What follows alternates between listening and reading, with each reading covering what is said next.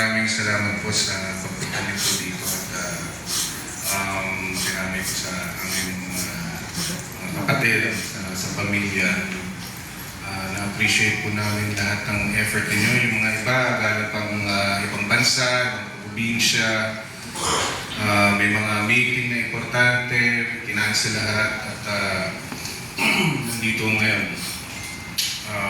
Thank you po sa inyo. So, yun nga, sabi ko na kwento na ni Kiko lahat ng mga gusto ko kwento. Pero syempre, mas marami pang magagandang alaala na experience ko na yung banding namin na napaka-special dahil unang-una sa lahat, alam naman po natin si Mami, lagi siyang nasa labas, laging nag-shooting, nag-taping, may superstar show siya dati, nag-recording siya, and bilang mga anak, kami palang dalawa ng anak.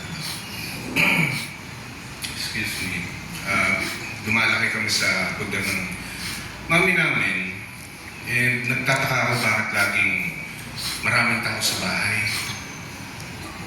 Kung sino-sino yung umipisil sa mukha ko, natatakot ako, nagkakatrauma ako. Yung parang tipong, ano ba, layuan po ako. Kasi gusto kong kumain ng maayos sa loob na ng bahay.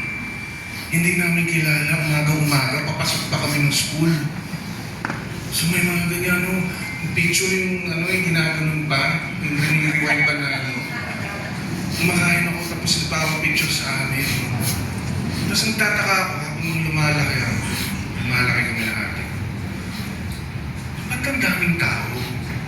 Bakit laging puro Nora? Nora. Hanggang sa pagtulog ko, naririnig ko sila sa panaginip ko, Nora. So, tinanong ko sarili ko,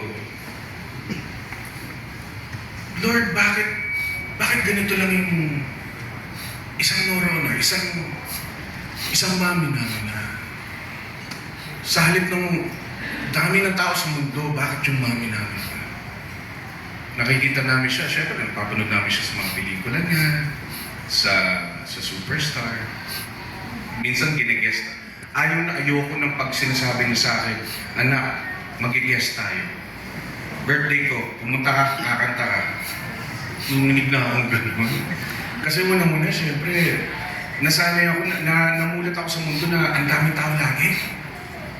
Ang daming kaibigan, ang daming may mga cameras pa, may mga friends, may mga directors, producers sa bahay, nakihalubilo si Mami. Ganun siya.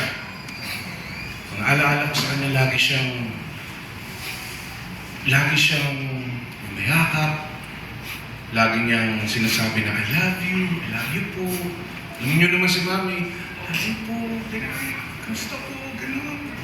So, na-observe ko yun habang lumalaki ako. And kahit hindi niya kami tinuturuan ng manners, kahit hindi niya kami tinuturuan naman niya kami ng manners, kahit hindi madalas kami pagsabihin na kailangan niyong gumalang sa mas nakakatanda sa'yo. Hindi lang sa mas nakakatanda, kahit sa mas nakakabata sa'yo. Kailangan may galang.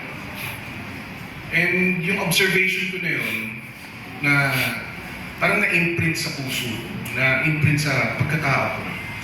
And habang lumalaki kami, ganun po, kahit mga bata, tinatawag namin, ate, may po. Yung mga alaala na meron ako kay